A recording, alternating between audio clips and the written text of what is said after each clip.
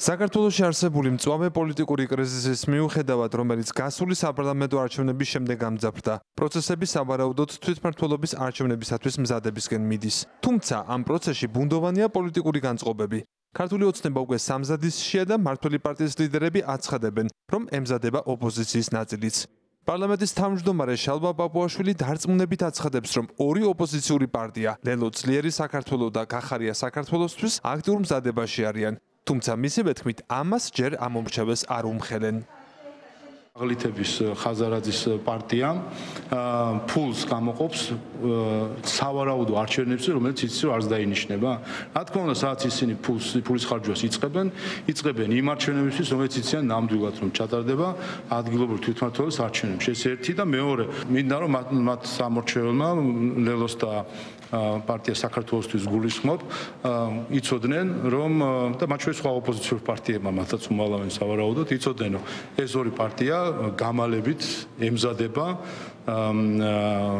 ადგილობრივ თვითმმართველობის არჩევნებში. ჩვენ ველოდებით ოპოზიციის გარკვეული ჯგუფი, ოპოზიცია წოდებული სუბიექტების გარკვეული ჯგუფი ჩაერთვება არჩევნებში, გარკვეული ჯგუფი კი ამაზე უარს იტყვის, ვინაიდან აქ უკვე გამოიკვეთა სააკაშვილის ფაქტორი.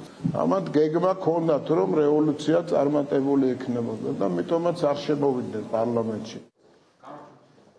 პარტია გახარია საქართველოსთვის ლიდერები ამბობენ, რომ მზადება არჩევნებისათვის მათ გაცხადებულად აქვს დაწყებული და გაუგებარია შალვა პაპუაშვილი, რატომ ცდილობს საზოგადოების თვალში დიდი საიდუმლოს გამჟღავნება დაარქვას ამას. ლელო ძლიერი საქართველო არ უარყოფს, თუმცა არც ადასტურებს არჩევნებში მონაწილეობის სურვილს. თუმცა ამბობენ, რომ გაუგებარია რა გაარკვია შალვა პაპუაშვილმა. არჩევნებში მონაწილეობაზე უარს აცხადებს ერთიანობა ნაციონალური მოძრაობა, სადაც მიიჩნევენ, რომ ბიძინა ივანიშვილმა საქართველოში არჩევნები გააუქმა და სპეცოპერაციას ატარებს.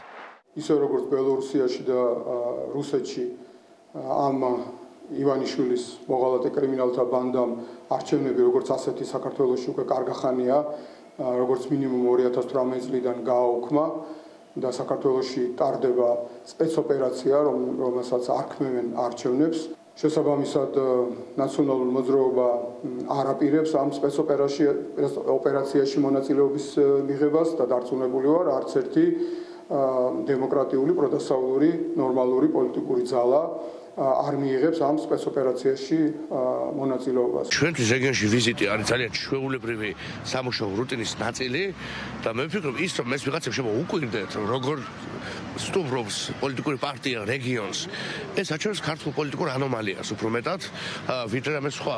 ჩვენ ვემზადებთ ნებისმიერი შემდეგი არჩევნებისთვის, ამას ყოველთვის ვამბობდით, განსხვავებით სხვა პარტიებისგან არაფერი არ დაგვიმალავს, პირდაპირ ვამბობდით და ვამბობთ, რომ რა თქმა უნდა ვემზადებით ნებისმიერი შემდეგი არჩევნებისთვის და ამ მხრივ არაფერი არ შეცვლილა. ჩვენ გვაქვს ძალიან დიდი იმედი იმისა, რომ ოქტომბერში ჩატარდება როგორც ადგილობრივი თვითმმართველობის არჩევნები, ასევე ხელახალი საპარლამენტო არჩევნები.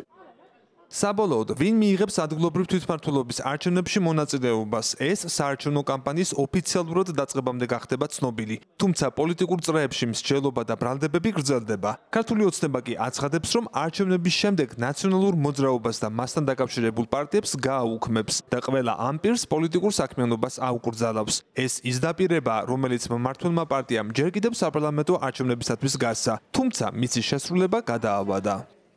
ალეკო კვედაძე, ევრონიუს, ჯორჯია.